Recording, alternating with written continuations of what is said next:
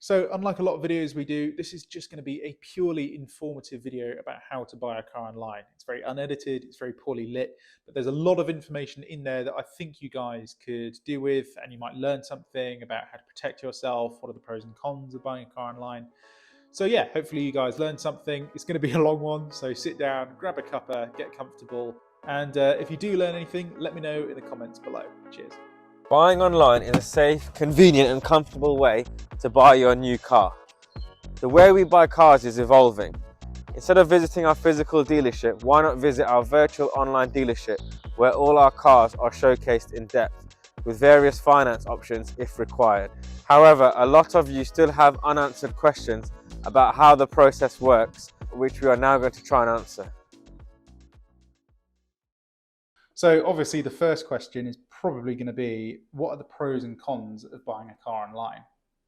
So regarding pros and cons, you've got the ability to compare the car you want with all the other ones similarly available online, whether they're in Scotland, Wales, London, the Northeast, for example. So you can compare so many different cars, make sure the one you're choosing is fair value, it's got a good history, good specification. So you can do all that just from the comfort of your home instead of having to visit various dealerships, dotted all around the country, taking, maybe 4, 5, 6 days, even maybe possibly 2 weeks, and a lot of wasted journeys, etc. So yeah, that is a big benefit of being able to buy from home and check out everything available to you. Obviously, a downside or a potential downside, which is you can't see the car first. So I know traditionally a lot of people want to see, feel the car, but you can't do that. But obviously now most dealerships, especially ourselves, we're doing a lot of in-depth videos with our adverts, and if someone does buy online, we do an even more detailed video, panel by panel, wheel by wheel, interior wise, seat by seat, the door cards, the dash, various bits of spec such as sunroof or reversing camera. So we show you exactly what it is, so you can actually get the feel of the car without being in the car. So we try and sort of make that we try and eradicate that from the process, so everyone is obviously feels more comfortable and easier. And if people have like specific videos they want to see, I can't think, someone wanted to see, for example, on a convertible, the roof operating up and down, so we can arrange that for them. It's not a problem. Some people want to hear the sound of the exhaust. They want to hear the engine running. They want a video of the engine bay. I mean, various buyers have various different requests, so we can get all those requests done. We don't obviously put all those videos out at the start because there's always something that we haven't covered or something that someone wants, and so yeah, we just we do what the customer requests in order to make them feel comfortable and happy to purchase the vehicle. So a big thing we have seen is people just want to make sure that they're protected, when they're spending a fair amount of money. We're transacting at distance, for example. So you are protected by the Consumer Rights Act, which gives you a cooling off period of 14 days. And in that time, you've got plenty of time to, get to know the car, drive it in various conditions, motorways, dual carriageways, etc., to check that, gearbox is running smoothly, everything's operational, there's no judders or strange noises or something that shouldn't be happening to the car. So yeah, you're fully protected that way. It just gives peace of mind, and yeah. So obviously, with the benefit of the cooling off period, there's no reason why anyone should feel uneasy to purchase their car without actually physically seeing the vehicle. I mean, we buy a lot of things online which we don't see, from the likes of Amazon or wherever. We buy clothes online, food online, electronics. We don't actually see them. So I mean, it's not much different with a car. I think just the sheer amount that obviously a car costs in comparison to something else is what maybe makes people feel a bit uneasy. But when obviously you're backed up by the cooling off period, as well as the other reports that can go along with it, to make sure that everything stacks up, should give the buyer, give them plenty of confidence and put their mind at ease. Then next question, what's the best way to choose the car that you want? Obviously, if you're buying something online, you haven't seen it, so you don't know what it's like to live with, or what the features are like, how the car works. Especially if you're going from, say, a Mercedes to a BMW, both nice cars, but work in sort of quite different ways. So do as much research as you can beforehand, on various forums or YouTube. Also, if you watch our YouTube channel, we have weekly reviews about the cars that we've reviewed. That gives you an in-depth experience of what it's like to drive the car, live with the car, and so on. But yeah, going back to what I was saying is you need to understand what you're looking to buy.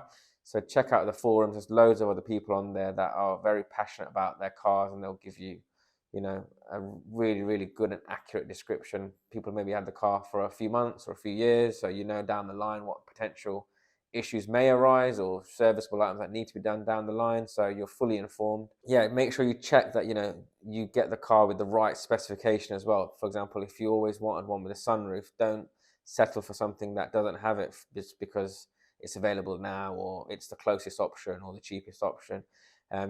Sometimes people are really particular, they want an upgraded surround sound system, so do the extra bit of research, check, because some cars come with the standard system, then you can get an upgrade to, say, for example, Harman Kardon, and then you can upgrade even further to sort of Bang & Olufsen, and so on. So check, which level of audio you really want in your car. Do you want the top end, or are you happy for sort of the upgrade? So, obviously purchasing a car we don't purchase cars every day. So you need to make sure that you're very informed and very thorough what you want. And yeah, just speak to people that have this brand of vehicle or this particular model, and just get their feedback, or even if get a chance to see how it is in that particular car, for example. But yeah, as much research as possible. And nowadays, obviously, with from our phone or the laptop, YouTube or various other forums as mentioned, it's you can just do a quick Google search and you're going to come up with people's experiences even worldwide. So yeah, I think that part nowadays is very easy for us to make sure that what we look to buy, we can be sort of almost well informed before we make the decision and the car arrives on our doorstep. So yeah, just keep checking, keep reading the forums, and yeah, you won't regret it. Then thirdly, how do you trust the dealer you're buying from? This point, I can't emphasize how important this is, but do your research on the dealership you're looking to buy from. There's so many ways you can check them out, but a very obvious way to start with is make sure they have a physical location. There's a lot of websites now where there's no address online, which would be an alarm bell straight away. Even if I wasn't buying a car, anything online, I want to check. And it's so easy to check how long the company's been trading, for example. If the car that you're looking to buy fits in line with their stock profile. So if you're looking at a £15,000 car, for example, or a £20,000 car, and everything else on the website is under 5,000, then may not be that it's not correct, but it's just do they really know this sort of model and product of car? So just check that out. Make sure there's a serviceable phone number you can ring, and it's not a mobile number. There should be like a landline, and that someone picks up at the other end. It's not goes to voicemail and then someone calls you back off a different number, for example, or an unknown number. Or make sure the contact is not just via email or WhatsApp or text. I mean, while all that stuff is very convenient and handy because we don't want to be disturbed these days, you need to make sure that if there is a problem down the line, you can get in touch with these people and not be sending messages and getting no response, for example. So yeah, make sure the company's got a lot of reviews. When I say a lot, I mean depending on trading, we've been going over 10 years. We've got maybe I think around 800 to 900 reviews online, various platforms, which we've only put a keen emphasis on in the last sort of 4 to 5 years. But just gives you an idea of roughly how many reviews someone should have. And don't get me wrong, not all reviews are going to be good because, unfortunately things go wrong. People have different expectations, interpretation of how things should be dealt with. So if you do read a bad review, it's not the end of the world. It's very important on how that problem was dealt with. So even ourselves, we've received some negative feedback and, we try to address it in the right way. But yeah, I mean, no one's going to get it right every single time because unfortunately we're dealing with a used car, first of all, which has thousands of components which do fail. And yeah, it's just about making sure that, majority of the response is positive. So, you can be filled with confidence when purchasing your next car.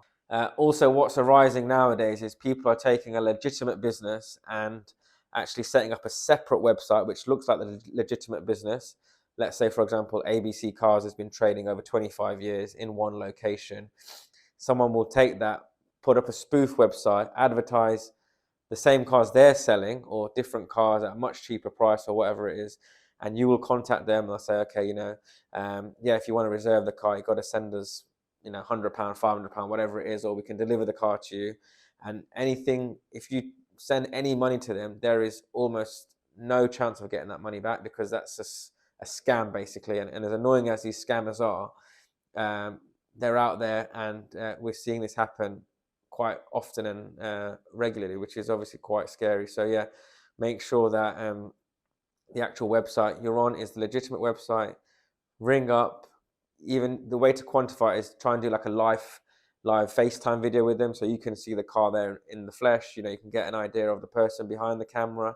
You can see that the car's amongst other cars. It's not on the side of a road or in a Tesco car park, or something that doesn't look untowards. If they've got other cars in the background, you can see, okay, I see this blue BMW on the website, that's in the background. Yeah, it does make sense.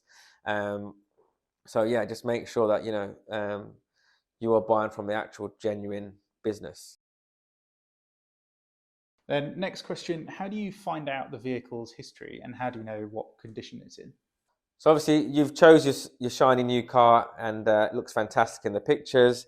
Everything looks well, but you need to check, obviously, the previous history of the vehicle. So for example, service history, very important. That will also back up if a car's slightly more than what you think it should be, but if it's got a fantastic service history, serviced on time, every time, for example, at the main dealer or a specialist, it's had all the additional work carried out. Like a lot of performance cars, they need additional work carried out, for gearbox services, for example, or the four-wheel drive system needs to be serviced. So if that's been done, that can obviously back up why the seller is looking for a higher price, and that will just instill confidence, basically, that the previous owner or the previous owners, depending on how many owners it's had, have always looked after this car and not just spent the bare minimum on it. So yeah, make sure you get the full service history report. Get a HPI report from the dealer. I mean, I don't know any dealers that wouldn't sell a car with a HPI report. It's the first thing that we do here when we look to even consider a vehicle to buy. We do a HPI check, make sure it's all, checks out all right. Obviously, the only highlights would be if sometimes a car can show on finance, but obviously that sometimes takes a couple of days to clear. So make sure before you pay any money, you've got a clearance that, everything's clean on the HPI report, everything's green, not written off, not been stolen, not on finance, and the registration matches the car you're buying, the chassis number matches there, and you get a description of the car as well. So make sure you check all that. Yeah, that's very important. Check the MOTs to make sure that you're happy with the previous MOT history. Check it's got a long enough one. For example, here we make sure that all the cars have a minimum of 6 months MOT, and if not, they get a fresh one. Sometimes people just prefer a fresh one at sale, so we'll do that upon request once the sale's confirmed. So yeah, just go through all these things. Double check, for example, how many keys a car has. Most cars do come with 2 keys nowadays. Sometimes you get a fancy key fob. So check if it does have that. Then some instances you might get 1 normal key and 1 fancy key fob, but you just need to ask all these questions up front, so there's no hidden surprises when you get the car, for example, or you didn't know how it worked or what came with it, for example. So yes, in terms of vehicle history, just make sure you go through all that stuff and just make a note of things, or ask for copies or proofs, etc. So you can make the right decision in your mind. Then this is quite a popular question. So I've got my current car. How would I get rid of it and part exchange it to you guys? Or if you guys didn't want it, what would I do with it then? So obviously now you've chose the car you want, everything's great, looking forward to it, excited, but you've got your current car to deal with. Now, how do you go about sort of selling that on? Most people don't have 2 cars for one person, for example. So yeah, the easiest option obviously is to part exchange the vehicle. So do mention this when you are obviously inquiring about the vehicle, because the dealer will want to know certain things, reg, the reg number of the car, the age of the car, the mileage, how long have you had it, all the questions that you've asked about the car you want to buy. They will want to know most of them.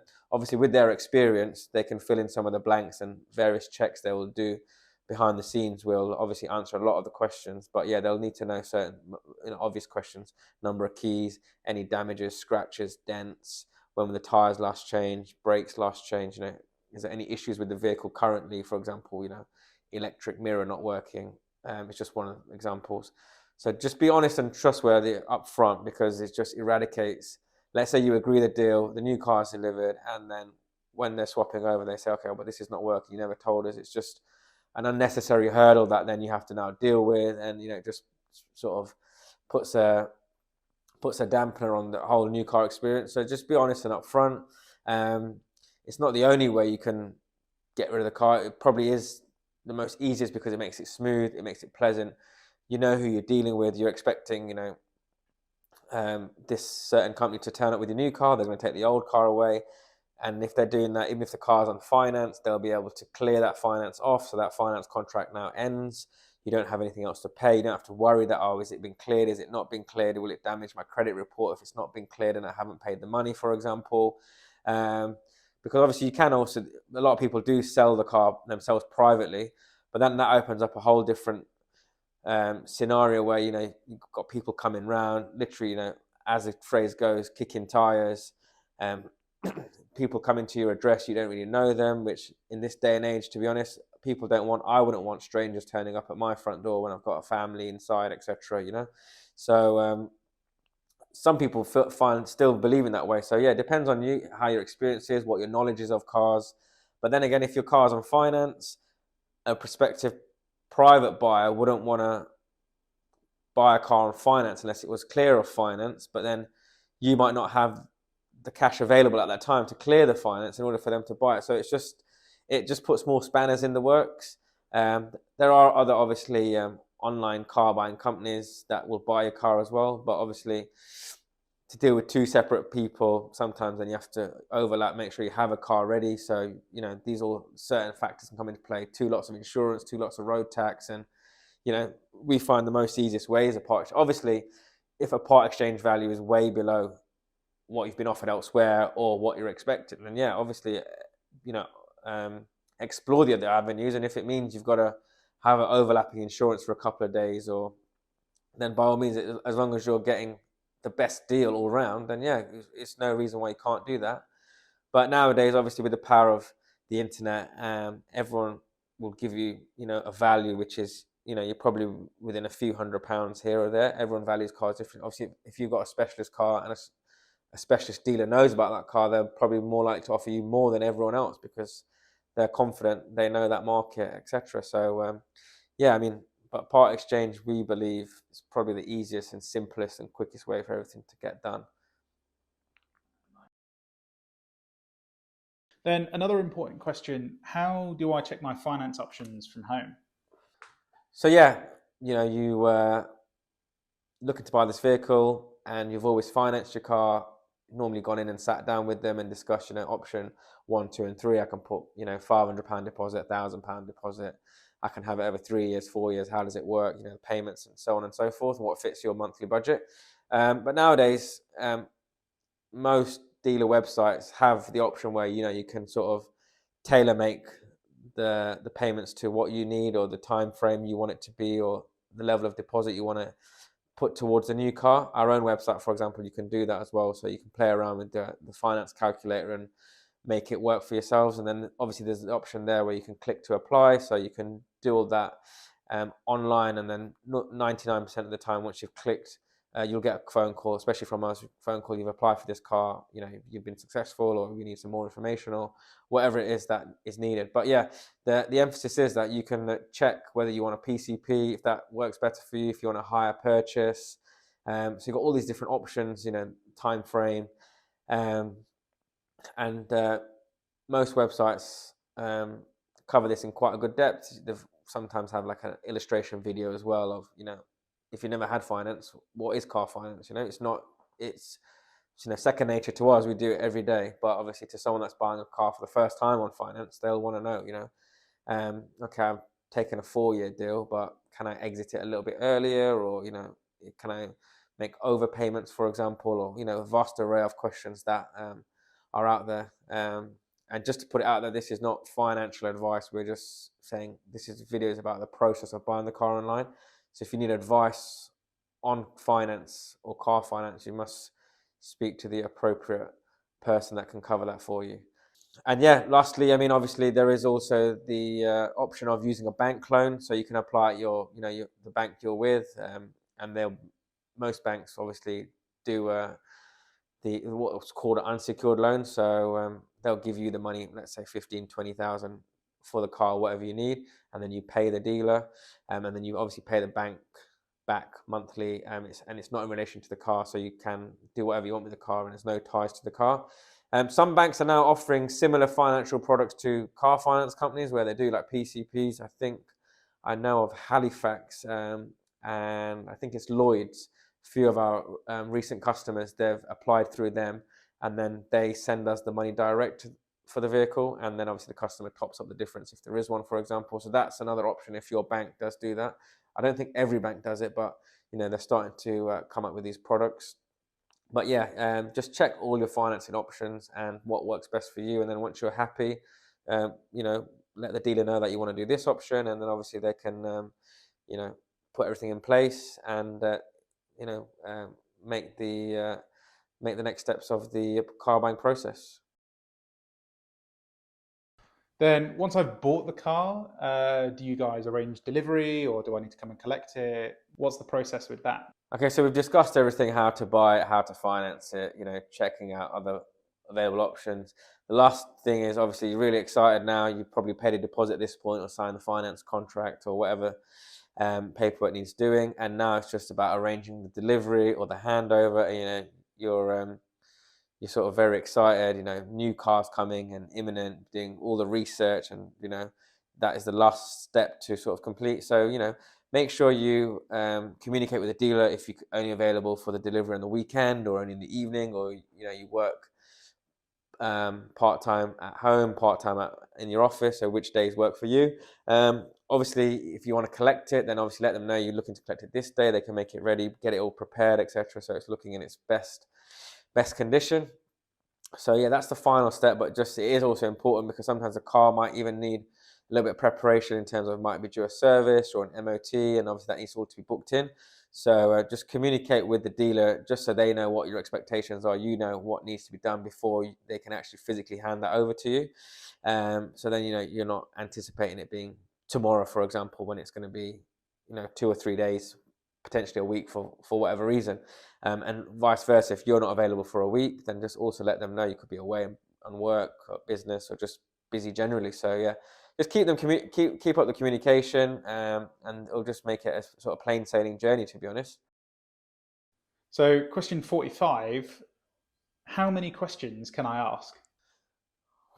Well, 45 questions. I don't think we've had that asked before about a particular car, but never say never. But yeah, I just want to emphasize, don't ever think you're asking too many questions, or is this a silly question, or is that a silly question, or is this worth asking? For example, like we mentioned before, everyone's got different knowledge of cars or different know-how or done different levels of research, etc. So ask as many questions as you want. 2 or 3 questions a dealer might be able to answer straight away, or with a short video that you can see this feature or that feature, or how such and such feature operates, for example. So ask as many as you can, and always try and ask all your questions at the start, so the dealer can answer all the questions, whether it needs to be via video or via a message or have a lengthy conversation. So then you're not going back periodically and asking them. Obviously, if you think of different things on that process, then by all means, but try and sit down, maybe just take an hour to think, does it have this? How does this work? What happens if this, for example, in a convertible, if it starts to rain while I'm driving, can I operate the roof? By the way, the answer is in most situations you can, just up to a certain speed. So yeah, just ask as many questions as you can, because you don't want to have the car delivered or collected, etc., and you think, oh damn, I wish I would have asked this question. It might not have changed your decision, but you would have just liked to have known beforehand, for example. So yeah, just ask as many questions as you can and as you want. And yeah, finally, just thank you for taking the time to watch this. It's been great to sort of share with you our knowledge You know, we have many customers that we've sold cars to online, and we're just using all that experience, knowledge, what we've faced, what we've dealt with before. I mean, we've sold cars nationwide. I mean, Scotland, Wales, Ireland, Southern Ireland, all the way down to Cornwall. You know, so we've done a lot of online sales. We have our own process in place, which sort of ticks all these boxes. Like I said before, some people have extra questions they want to ask, which is fine. We do international sales as well. Just last week, obviously, a car was sold over the phone and through various videos over to the Far East. That I'm sure that person would have checked us out and we're happy with everything, so they decided to transact with us. So yeah, there's lots of things that we've put in place and our process to make you guys feel, you know, that you're very comfortable to buy in this online process. So yeah, it's been great, and if you're not following the channel, follow the channel, like the video, and we'll definitely be putting up similar content soon.